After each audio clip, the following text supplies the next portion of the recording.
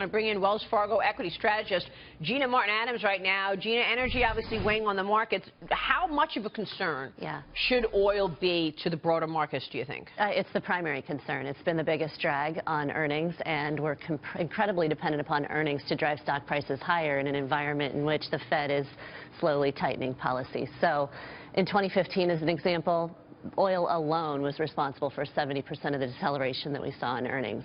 If we continue to see oil prices fall, we'll continue to see weaker earnings, and that's going to weigh on stock prices. Yeah, but we've been having a debate this morning about the positive side of falling oil, and John made the point earlier that, look, people are having better balance sheets. They're saving more money. Okay, so they're not going out and spending all this money that they saved from the gas tank, but they still have better balance sheets, which makes them poised to spend more money. Absolutely, and from an economic perspective, that's entirely true. From a financial market perspective, you have a very different impact, and that's because we have positive correlation between stock prices and oil prices over time. So there are a couple of ways in which oil prices impact the market itself. One is through earnings in the economy. The other is through just financial market intercorrelations, and oil prices are incredibly important for the financial markets in general.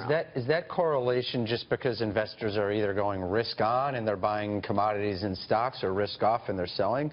Or is it because oil prices have a fundamental impact on the economy and the bottom line? Right. It's a combination. I mean, over the very, very long term, stocks and oil are about 70% correlated. So it's not just a function of today's environment, very risk on, risk off, but both are risky assets.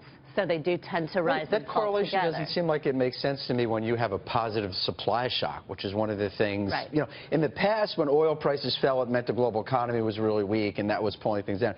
If it's being driven at least in part by a positive supply shock, that ought to be a good thing. It is over a longer-term time frame, right? I mean, we have had supply shocks in the past, so we can look at those as a model for what to expect. You go back to the mid to late 80s, the later 90s, you had 50% declines in oil prices in both of those occurrences as well.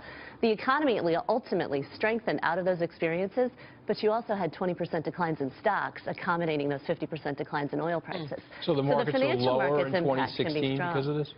I don't think so, because I think we're in the process of finding a bottom in oil, and ultimately this will go away as the predominant driver of stock prices. In the short run, though, it's very difficult to say stocks will rise until oil prices find some stability.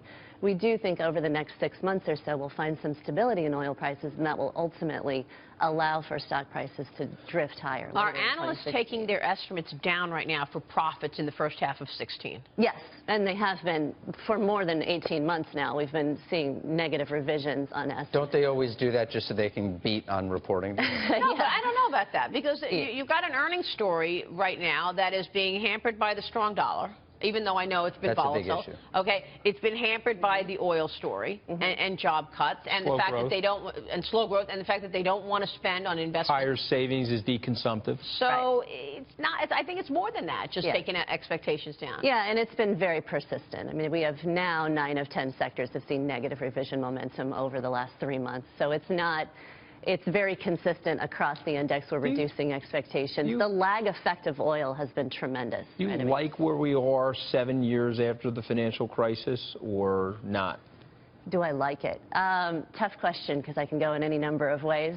What I'd say are we better off? You know, where are we? We're struggling. We're struggling to gather some economic momentum. That oil price decline should create some degree of economic momentum. So you're surprised we haven't grown faster, basically? Right? I am. I'm quite surprised, but we also didn't fall as fast as we could have. So bottom line, I think people out there want to know, is the market going up or down next year? What's your expectation? And how does your interest rate forecast play into what you see the market doing next year? We think the market will go higher, but it will be an increasingly dispersed market, very similar to 2015. You pick your spots very carefully. This is no longer an environment in which the rising tide of monetary policy brings up all boats in the equity market. So more volatility. It's a lot of volatility. The market didn't go up this year. It's down on that. Well, it's flat-ish, right? But you did have winners in the market. You have stocks that are up double digits. You have stocks that are down double digits. Look at Amazon. The story is not the market itself. The story is, where do you make money in the market? The story is, there are places to make money in the equity market still. It's just not all stocks. Where are they, Gina? Consumer discretionary and technology are very clearly the momentum. What about banking, given where the rates are? We do think that banking is an attractive place to be. The entire financial sector has benefited to some degree from this anticipation of the Fed increasing rates. I'd say it's much more narrow that trade is more beneficial for banks and insurance companies and less beneficial for the entire financial I think real estate's taking off. Should people be putting their money in real estate instead of stocks? I mean, the real estate market boomed during the Fed rate increase cycle of 04 to 06. Now, isn't it getting away from you in terms of pricing? Do you want to buy real estate now after the huge run-up that we've seen? I mean, prices... I'd say your average household doesn't make the decision for real estate relative to stocks. They make a decision for real estate with respect to where they want to live. Stocks are an investment for long-term retirement funding. I think real estate is more about an investment in where you live, and it's a more personal decision. Certainly, access to funds is improving. Rates are still very, very low, and real estate is an attractive sort of asset class if you can get access to those funds. But, you know, equities in general for the longer haul are going to provide a more solid source of return, I think. What are institutions doing right now? Institutions are picking their spots. I mean, it's a matter of finding the opportunities in the equity market as opposed to piling in. And that's been the longer-term story. It's 18 months of looking for that incremental value in stocks. And I think that's been the story is, you know, it's a longer-term process. We've been in this bull market for 7 years. Are we going to continue now? Those are the questions that we're facing as an institutional investment community. Gina, thanks so much for your insights. Sure, Always thank you. good to see you. Gina Martin Adams is Wells Fargo equity strategist joining us this morning. Gina, we'll see you soon.